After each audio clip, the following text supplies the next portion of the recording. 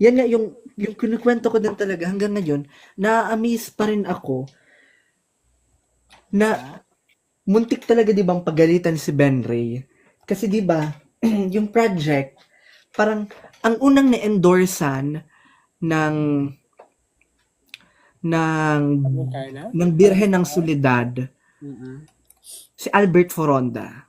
Nag-decline si Albert Foronda pero ang usapang ito between Cavite and Kuya Albert. Parang may nag-endorse sa kanyang isang kofradiya na kung kaya niya daw bang ano na restorin yung Soledad pero pupunta siya sa buhi. Sabi ni Kuya Albert ay hindi daw kaya. E di yun, parang tumigil yung usapan. Tapos, um, si Ben Ray pala at ang Cavite may usapan na din na ang magre-restore ay si Maita Reyes. Hinihintay na lang yung confirmation na kung magkano yung mismong yung mismong restoration. Taga saan yan? Tap Taga saan? yung nag-restore ng orihinal at matandang imahe ng Portavaga mismo ang magre-restore sana. Tapos yun parang naunahan ko lang na nakapunta doon and then nakausap yung PPC. Yung panahon na yon kasi nga si Sed hindi pa pinag-uusapan yung restoration ng Soledad. Parang may premonition na kay Sed na parang, "Huy Reynan, huy Gamba ngaya, baka gusto mo ngayang i-restore niyo yung Soledad." Sabi ko, "Ano, Teng, hindi yan posible. Kokoronahan na yan, tapos akong gagawa." Tapos sabi niya, "Malay mo ngaya." Tapos nakailan siyang beses. Tapos one time, parang na-endorse niya kay Ben Ray. Tapos nag-add sa akin si Ben Ray, nag-usap kami. Tapos kung kaya ko daw pumunta sa Tambo. Tapos nang pagpunta ko sa Tambo, yun yung first time kong super layo ng biyahe kasi hindi ako mahilig mag-isang biyahe. Tapos ang pagpunta ko doon, nandoon yung PPC, yung pinuntahan ko nga si mother, sabi ko, "Hala mother, kung gusto mo, gawan mong paraan. Pero kung hindi, okay lang naman." Tapos, na-meet ko si father. Yung reaction ni father, feeling ko, hindi talaga niya gusto na sa akin ipagalaw. Kasi may brina-brag siya na, ay, dadalhan daw nila sa Manila, doon daw ipapa-restore, titingnan daw nila kung kaya daw ng NHCP, kung kaya sa NHCP, doon daw nila At yung suggestion ko naman, yes po, and pwede kita na kung pwede ko kayong matulungan. Kasi sabi ko, may kakilala ako, may friend ako sa Facebook na restorer ng NHCP, si Kuya Aquino na nag-restore ng Peñafrancia. So sabi ko baka kaya kong ma-endorse para mas madali yung pag-contact. Tapos yun na yun. So sabi ko, okay, malabo tong project. Eh di ang ginawa ko, nung nung nung pag nung pag-meeting na sa PPC, ang tanong lang nila kung yung parang pangalan ko lang, kung saan ako gagawa, kung possible na ako ang gumawa, kung parang magustuhan nila kung saan ako gagawa, tapos kung hanggang kailan ko matatapos. Yun na yun. Tapos ang mga parang portfolio, ang sinama ko sa portfolio kung mga pinakita kong picture, feeling ko alam mo yun, yung Veronica. Yun nga, yun yung na-screenshot ko sabi ko sa'yo eh. Yun, yung Veronica at yung Nino ata, yun yung mga pinakita ko doon. Tapos sabi nung PPC, "Wow, ngaya, okay, ganon ganon." Pero yung pare, medyo alanganin talaga. Tapos ang pinaka pinaka golden question pala nila na pinagbatayan ay, eto, sabi nila kung saan ako magtatrabaho kung sakaling ikaw ang pipiliin namin mag-restore. Ang sagot ko agad, ang sagot ko agad, "Dito po." Tapos sabi nila, "Magkano naman niya ang aabutin ng restoration?" Ang sagot ko din, wala na po ko yung ano, wala na kayong sasagutin. Ang sasagutin niyo na lang po yung pagkain ko at yung ano, yung pagtitirahan ko kasi may nag-sponsor nung buong restoration. Yung lahat kong ginasto sa restoration ng Soledad, may ano noon, may nagbayad para sa tambo. So, yun. Tapos, okay nga ya. Tapos, biglang pag ano ko, yung pare talaga parang ayaw. So, sabi ko, okay, ayaw. Sabi ko, hindi ko to makukuha ang project. Ede, bago ako umuwi, pinuntahan ko muna yung birhen. Sabi ko, okay, parang hindi kita ano, parang hindi kita mare-restore. Sabi ko, okay lang naman. At least mother na ako, nakita na kita. Yun yung pinaka parang last word ko. Tapos ano, sabi ko, thank you sa opportunity na ano, parang may ganito. Tapos, hinatid na ako ni na kuya, limot ko yung pangalan si kuya. Shit, nakalimutan ko, taga-Tambo. Si Kuya Harvey. Yan si Kuya Harvey. Pag nakikita ko niyan, laging nagmamana sa akin, nagmumukha akong matanda, dear. Nung, nung nakita ko si Kuya, yung hinatid na ako ni Kuya Harvey sa, ano, sa terminal ng jeep, pa sentrong buhi. Hindi pa nga ako nakakaupo, tumawag si Benry. Sabi ni Benry sa akin, okay na daw kuya, ikaw na po ang magre-restore. Diba? Sabi ko, wait lang, hindi pa nga ako nakakaalis ng, ano, ng So, buhi. umuwi ka pa na lang sa inyo, tapos bumalik ka na lang. Bumalik na lang. Sinimulan ko yung restoration October 14. Tapos, yun na nga yun, Manay. Ano, nung October 14, pumunta na ako, kasama yung mga gamit ko. Tapos, ano, ang pinaka-inaalala ko, kasi nga, mentor ko, di ba, si Kuya Albert Foronda, yung nag-restore nung Agoo. Yeah. Ang sabi niya sa akin, basta ngayarinan, pag nagsimula na ngayon ang restoration, mag-ready ka physically, mentally, and spiritually. Sabi ko parang weird, OA naman. Parang yung initial reaction ko, parang OA naman nung spiritually. Bakit sabi ko makikibakbakan ba ako sa demonyo? Hindi ko alam na totoo pala yung ano niya, yung parang mini-min ni Kuya Albert that time. Kasi unang araw pa lang, ay hindi nga unang araw, unang gabi kasi gabi ako pumunta sa sa Tambo, sa parokya kasi may Marian procession noon. So hapon ako biumahe. Tas gabi na kami nakadating doon sa Tambo. Hindi pa ako nakakarating and wala akong kinain buong araw. Nasa biyahe pa lang ako. Nagkaroon ako ng lagnat, LBM, tapos hindi ko na magalaw yung kamay ko. So sabi ko, paano ako makakapag-restore kung yung right hand ko hindi na magalaw? So namamaga na siya, binendahan na namin. Tapos yun na yun yung unang gabi. Yung unang gabi pa yung room ko super dumi, tapos super kalat talaga. Sabi ko, ala, ano tong pagsubok na to? Next day, yung magsisimula na ako ng restoration, yung ilalabas na yung relieve sa frame. Grabe na ang ano ko, Manay, grabe na ang ano ko, lagnat. So sabi ko, ala, anong nangyari sa akin? And OA yung LBM ko, as in severe LBM talaga. Tapos second day yun pa din, pero sinisimulan ko na yung yung mechanical part ng restoration. Sinisimulan ko na yung pag-restore. So sabi ko, wala na tong uwian kahit may sakit ako. So wala nang ayawan. Si Kuya Albert, nai-stress na sa akin kasi kinikwento ko na, Kuya Albert, ganito pa rin po ang kalagayan ko, na OA pa din, hindi na nadadala ng gamot.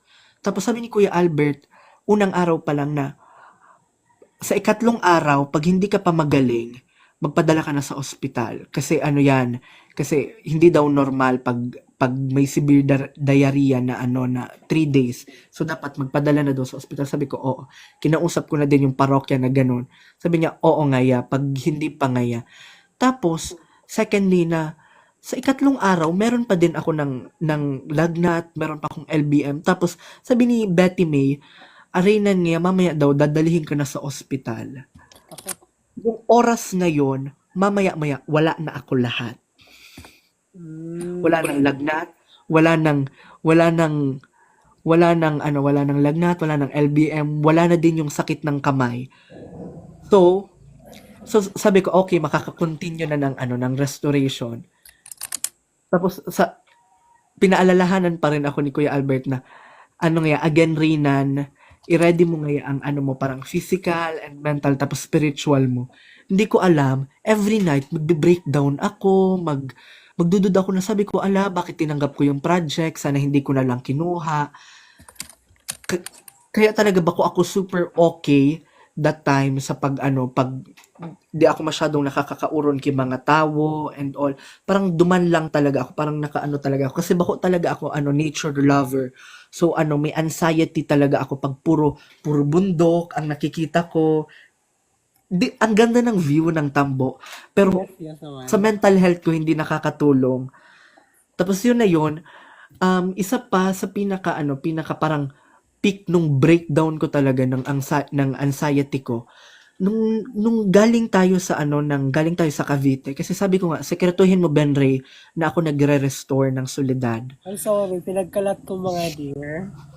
Sabi ko, sekretuhin nyo, kasi sabi ko, makaka-apekto siya sa akin, kasi nga, matatakot na ako. Kasi questionin siya ng mga tao. Oo. Tapos, yung unang, yung unang araw natin sa Cavite, yung isa kong friend na, na taga Cavite na alam na ako ang nagre-restore, pakakita sa akin, binalandra agad. Ayan nga pala yung nagre-restore nga ng Soledad nga ng Tambo. Dinaloka na ako.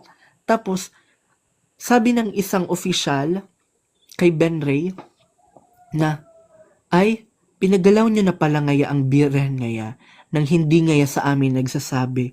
So, naloka si Ben Ray oo nga pala, nakalimutan ko na may parang din yung Cavite na sila ang maghahanap ng magre-restore. And then, sabi nung mga taga Cavite nung official na yun okay daw sana si Maita Reyes and libre yung service. So, yung anxiety level ko super taas kasi sabi ko, shit, sabi ko, Maita Reyes yun, oh. Kung alam kong si Maita Reyes ang gagawa, magpapakumbaba ako. Hindi ko gagawin yung project. Hindi ako makikialam na parang mag-volunteer ako ng sarili ko dyan. Hindi ko yun gagawin. Pero sabi ko, eto na, nagawa na. Wala na tayong magagawa. So, ginawa ko. Tapos yun na yun, yung ilang araw bago magkoronasyon, hindi ko gusto nung una, yung parang kinalabasan ng ginagawa ko. Sabi ko, bakit Mama Mary parang ang pangit ng kinalabasan ng ginagawa ko? Talaga, for the cry talaga ako, umiiyak talaga ako every night dahil doon kay Soledad. Tapos, sabi ko, dapat hindi ko na tinanggap. Sabi ko, masisira ang karir ko nito. Bakit ko tinanggap? Tapos, yun na yun. Sabi ko, may isang gabi bago ko matapos yung Soledad. Siguro siya, December 3, I think, or December 4. Or December 1, di ko sure. Basta parang yon IGMP. Umuwi ako sa amin. Bago ako umuwi sa amin, tinatapos ko na yung birhen. Tapos sinasabi ko talaga, ay, mother, hindi na ako babalik dito after ko nito. Na sabi ko, okay na basta matapos ko. Pag natapos ko to, mag-hiatus na ako sa Facebook, magdi-delete ako ng account. Sabi ko, kasi for sure, sabi ko, mababash yung restoration kay Soledad. Kasi sabi ko, hindi ko na talaga gusto yung ginagawa ko. Sabi ko, ang pangit ng ginagawa ko. Uy, Tapos, even si Ben Ray nagsabi din. yun nga din, sabi ni Ben Ray nung after nung coronation na nagsasorry nga sa akin na ngayon, nagduda ngayon ako sa'yo. Kaya nga kinikwento ko to na parang, sabi ko, ang pangit, hindi na ako babalik dito, mother, ganyan. Tapos, yun, ito yung parang isang miracle na feeling ko yung mga nanonood ngayon hindi maniniwala talaga. That night, tapos na and okay na lahat kong gamit. May plano nga akong iwanan lahat ng gamit kasi nga ang plano lang, uuwi lang ako. Yung mga gamit ko, ipipick up na lang after coronation. Pero, di ba nga nagdududa ako sa gawa ko na sabi ko pangit, so iniisip ko na iwan ko na lang yung gamit. Hindi na ako babalik ng Tambo. Inayos ko na lahat ng gamit, ready na akong umuwi. Kinaumagahan, chinek ko yung birhen uli para maglagay ng varnish, ng final varnish. Tapos may isang matanda nakapansin, pumunta doon, sinay Bibi. Sabi niya, tingnan ko ngayon yung mukha ng birhen. Kasi yung mukha ng birhen, tagapagtapos ko, pinapatungan ko manay ng panyong puti. Tapos sabi nung matanda, Renan, bakit nga itong may blue? Yung buong mukha ng Mama Mary, may mancha ng super daming blue. Eh di yung reaction ko na naman nga, eh di umatake na naman yung anxiety ko.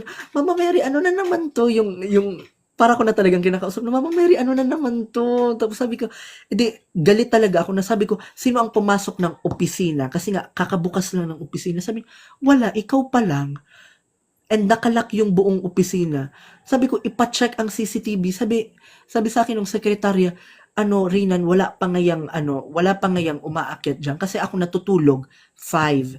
So, gumising ako ng siguro 8. Tapos, parang dumating yung sekretarya ng 7. So, parang may 2 hours interval lang yung pagtulog ko at yung pagdating ng nung sekretarya. Tapos siya ang nagbubukas ng opisina kasi nasa kanya yung susi. Pag sinarado ko na yung opisina, wala nang makakabukas kasi nasa sekretarya yung susi. Tapos galit na galit ako. Sabi ko, ano na naman ang gagawin ko nitong image? Mag-uulit na naman ako sa muka. So, lininisan ko uli, nag-ulit ako ng pag-ayos ng muka. Tapos yun, so hapon na ako makakauwi. So dapat umaga, hapon ako nakauwi. Tapos habang pauwi na ako, yung ang daming pagsubok ko talaga bago makauwi ha. Sabi nung matanda bago ako umuwi, na siguro ngayari na niya, kaya ngaya may mancha ng blue ngaya yung mukha ni Mama Mary, ayaw ka ngayang pauwiin. Sabi ko, ay Mama Mary, uuwi na talaga ako, hindi na ako babalik. May ganun na talaga akong joke. Tapos, nung minomotor na ako ni Betty May, pauwi, so, from Tambo to Sentrong Buhi, dinadrive niya ako. Tapos, randomly, pumutok yung gulong ng motor. So, ma-aksidente kami. Mabuti na lang na-control yung paggewang nung motor. E di sabi ni Betty May sa akin, Uy, Reynan, feeling ko ngaya, may problema ka ngaya talaga kay Mama Mary. Feeling ko ngaya talaga, kailangan mo na ngayang bawiin yung sinabi mong hindi ka nababalik sa coronation, hindi ka nababalik pa after mong matapos dito. Bawiin mo na ngaya, or kung hindi mo ngaya babawiin, ibabalik ngaya kita sa Tambo. Wala man akong ibang sasakyan, hindi ako marunong mag-commute doon ako sa lugar na nasiraan namin. So sabi ko, okay, sige na nga, Mama Mary, babalik na ako. Tapos yun na yun, parang magaan na yung biyahe after kong sabihin ulit yun. Tapos yun na nga, parang to cut the story short, disperas ako bumalik bago coronation. Wala pa ako that time. Kasi Wala dumating pa. ang coronation na eh. Okay. Grabe na ang anxiety ko kasi sabi ko, ala, ito na makikita na ng tao yung pangit kong ginawa. Yung reaction ko. Tapos, kaya pala off talaga yung yung mood ni Ben Ray. Kasi nga pala, napapangitan din siya that time nung result. So, eto na. Ala, thank you sa Rose. Tapos, yun na yun. Yung yung ilinabas yung birhen sa bodega, tapos ilalagay na sa frame, nagulat kami ni Ben Ray nang parang pagpasok sa frame, tapos nung pagpailaw, may parang unsyon. Feeling ko hindi talaga ako yun. Hindi yun yung gawa ko. Feeling ko yung natural na unsyon yun ni Mother. Na nung pagpailaw, sabi ko, wow. Parang gumanda siya talaga that time. So, wow, parang weird yung feeling. And then yun na, nagsimula na kaming mag-iyakan ni na Ben Ray na, tapos ay, thank you, ganito, Mama Mary. Tapos hindi pa nga kami natulog ni Ben Ray kasi nga after nang mailagay doon sa sa exhibit area, nagnovena pa kami ni Ben Ray and all. Si Ben Ray, banal-banalan. Oo nga, true. Plastic. Char. Tapos yun, umaga, gumising talaga ako ng ano ng super aga kasi nga darating ang mga taga Cavite ng super umaga. So sabi ko, tataunin ko na nandito ako para sabi ko hindi malait yung ginawa. Pero alam ko nga na parang parang straightforward yung mga taga Cavite in terms of ganon.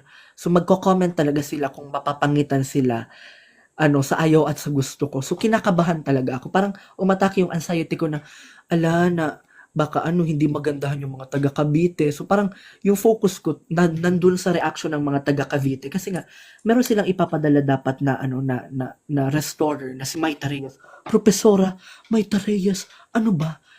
Nag-restore ng original na na Portavaga. So kahit sino atang restorer, kakabahan talaga. Yun bago makarating yung mga taga Cavite, ang nauna dun sa exhibit area, yung mga matatanda ng Tambo, yung mga matatandang deboto ng ng Soledad ng Tambo. Tapos nandun lang ako sa gilid ng birhen kasi nga tinitingnan ko kasi nga nakyukyutan na ako sa kanya at that time pero may anxiety pa rin. Sabi ko, ay maganda naman pala, hindi naman pala masyadong pangit yung pakakagawa ko. Pero hindi ko pa fully gusto. Parang weird lang na okay na sa paningin ko yung ginawa ko. Nung nakita ng mga matatanda ng Tambo yung ginawa, alam mo yung ginawa agad sa akin, yinakap ako. Tapos sabi ng mga taga ng isang matanda na hindi matutumbasan ng kahit anong Reynan ang ginawa mo para sa birhen namin. Tatanawin ngayon namin to ng napakalaking utang na loob. Tapos yinakap nila ako. Hindi umiyak. Hindi umiyak na ako. No. Sabi ko, okay na pala ako. Sabi ko, nasa isip ko na ay hindi pala parang hindi naman pala talaga yung mga taga Cavite yung parang ipi-please ko. So parang na-fulfill ko na yung sabi ko yung mga matatandang deboto na to ng Tambo. So whether magustuhan or hindi magustuhan ng mga taga Cavite yung gawa ko, okay na sa akin kasi sabi ko gusto na ng mga taga Tambo. And then yung isang word nga ng salamat galing dun sa community, grabe na sa akin nun. Parang super grateful na ako na nagtiwala sila. So yun na yun, grabe talagang iyak ko. Tapos nung pronisosyon, super iyak. Hanggang koronasyon, grabe yung iyak ko talaga. Tapos sabi nga ng pare na, okay ngaya, ang ganda daw ngayon ng pakakagawa. Tapos yun na nga, natapos na ang lahat. Nag-sorry sa akin si Benry na, nung nagiinuman, di ba, nandun ka din, nandun Yes! ka din. Tulog ako, dear. Tulog na Ako, tulog ka. nag-iinaman kayo. Ang iingay nyo Hindi nag-iiyakan ako kayo hindi ako nun uminom, pero hindi ko talaga makakalimutan yung sabi ni Benry na, Rina niya, sorry, kasi nga hindi nga ako nagtiwala ngayon doon sa parang, capacity mo as restorer. Kasi nga, nung una nga, akala ko nga, parang mukhang dressing yung gawa mo. Tapos nga, after nga, maganda pala nga, and then super ganda na ngayon ni mother nung Sabi ko, hindi ko mapapagyabang yung look ng Soledad that time. Kasi sabi ko nga, parang ang bumuhay talaga sa kanya, yung unsyon niya. Yes, So yun, kusang lumabas talaga yung kusang ganda. lumabas yung kagandahan niya. Yun nga. So, yun din yung parang naging way para ako yung maging inkarnador nung replika ng salbasyon dito sa Horoan. Kasi after nun, sabi ni Father Joseph sa akin, taga-albay ka pala ngayon. So sige nga, pag-usapan nga natin yung replika ngayon ng salbasyon. So sabi ko, thank you, mother. Accept ka naman ni Father? Oh, issue ka talaga. Sorry. Hindi, 2 months ko bago in-accept. Siya na nag-add sa akin. Correct. Yan. Yun na nga. So sabi ko nga, imposible kong matouch ang original ng salvation kasi walang planong ipaayos or ipagalaw, paengkarnahin ang original na salvation. And then, gusto ko ang look ng salvation ngayon. So, hindi talaga siya need ng restoration. Alam mo, ang gusto kong ma-restore? San Antonio. Si San Antonio. Yeah. So, sabi ko na, total nagawa ko na. Hawakan mo na lahat doon sa tatlong kalb. Total nga, yung replica ng salvation, sabi ko na, incarna ko na. So, sabi ko, baka naman, Saint Anthony. Yung sentrong buhi, baka naman, galaw-galaw. Baka gusto Galaw-galaw sa... mong asikasuhon si San Antonio. Nakausap ko na din yung ano, yung kamarero nung nung San Antonio. Ini-endorse nga din sa akin nung ano, ini-endorse ako kasi nung ano ng isa kong kakilala sa Tambo na kinakausap niya yung kamarero na kung gusto daw ipa-restore. Tapos sabi nila, na-meet ko doon sa Horoan na okay nga, pag-iisipan niya namin kung okay nga sa community, parang yung nangangalaga ng yung mga parang deboto ng San Antonio kung okay ipa-restore. Sige nga, sa akin daw itatawag. So sabi ko, ala, nakakatawa naman na parang Pero feeling ko kinonsider mas na nila ako gugwapo. as first choice. Pero feeling ko talaga mas gugwapo talaga yung imaheng yun ni San Antonio kapag na-restore. Ang pogi nga nung image Diba? ni San And Antonio. very kakaiba talaga siya sa iba pang mga images ng San Antonio. So yun, maraming salamat po sa 10 nanonood na Oo. nakinig ng So, napakahaba kong kumusta kwento. naman ang kwento ni Reyna ng kanyang pag-restore sa imahe ng Nuestra Señora de la Soledad ng Tambo? Pero sa totoo talaga, kahit si Reynan kasi nagduda siya, si Ben Ray nagduda siya, ako hindi pa tapos, gandang-ganda na ako. Sorry. Pero, during the coronation, mas iba yung ningning at ganda ni Mother. As in, talaga, and the feeling. Kaso lang, mas iba yung feeling ng paglakad ng procession. Siya hindi na siya nag-procession mga dear. Kasi nandun yung family niya after the mass, after the coronation. Eh kami, nag-procession din ng pagkahaba, habang walang katapusan. Alam mo kung bakit hindi din ako sumama? Hmm. Kasi alam ko yung distansya. Sabi, di mo ako in-inform, dear. Ano ko yung mga taga Cavite? Kaya pa po ba? Kaya pa daw nila. Pero hinihingal na sila. Just, parang sa mahal na birhen. Kasi feeling ko talaga, ano yun, sobra 1 kilometro talaga yung haba ng linakan. Dear, yung papunta pa lang mahaba na, how much more kung babalikin mo Pabalik. yun? Tapos bababa ka pa dun sa baba. Oo. Oh my Parang goodness. sumama ako sa prosesyon yung pababa na. Yado na. Doon na tayo nag-eme-eme. Correct. Pero, Uy, ayun, ay ang saya, kaya pala naging topic natin kasi anniversary niya ng coronation ah, ng 8. So nangyayari yung anxiety ko ngayong araw, 7. Anniversary ng anxiety ko pala. nag-anxiety siya ng 7, pero si mother, naggagala that time. Ayun, yung naalala mo yung kwento O, ikwento mo na. Go na. Ikaw na magkwento. na Kasi kayo lang naman talaga nag-uusap that time. So, nalaman ko na lang yung kwento nung nagising na ako the morning. Kasi nga, nagiinuman kayo, di ba? So, sila, hindi ako nag-iinom. yung ingay nila, pinagpapapalo pa ako ng unan. Di, natutulog ako. Yung kwento ng ano sa mga nakikinig, may parang folk story ang Tambo, yung sa Birhen ng De La Soledad ng Tambo Buhi, na parang bumibisita daw ang Soledad sa katauhan ng isang matanda.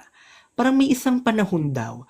Kaya after fiesta, ang mga taga-Tambo, linilinis agad nila ang mga banderitas pagkatapos mismo ng fiesta niya. Kasi may isa daw na account na may isang fiesta na hindi nila tinanggal yung mga banderitas. Tapos yung mga putol na banderitas ay lumalaylay na sa sa gate ng kapilya. Tas may isang matanda daw na bumisita sa kanila na nagrereklamo na hindi na ngaya ako makadaan nga sa ano ko ngaya, sa bahay ko ngaya. Kasi ngaya, ang dami na ngayang kalat ngaya na ganon. So, sabi nila na baka ngaya si ano ngayon, yung Mama Sol, tawag nila, si Soledad ngaya yon. So, every time na na every time na magtatapos ang fiesta, inaalis agad nila. So before coronation, ang ang kwento na to galing sa ano parang dalawang army ata na nagbabantay ng vicinity ng simbahan. May isa daw matanda na pumasok sa lugar ng simbahan around 2 a.m. or 3, matanda daw na naka-black. Pero hindi man pangit na matanda, magandang matanda daw nga ang ano nila, parang depiction. Sorry. Pumasok lang daw bigla. So may dalawang militar na pumasok din sa simbahan kasi hinahabol yung matanda, tinitingnan kung saan pupunta. Pagpasok doon sa gate ng simbahan, nawala yung matanda. Yung army, medyo, wala, bakit parang nawala yung nawala yung matanda, nasaan kaya?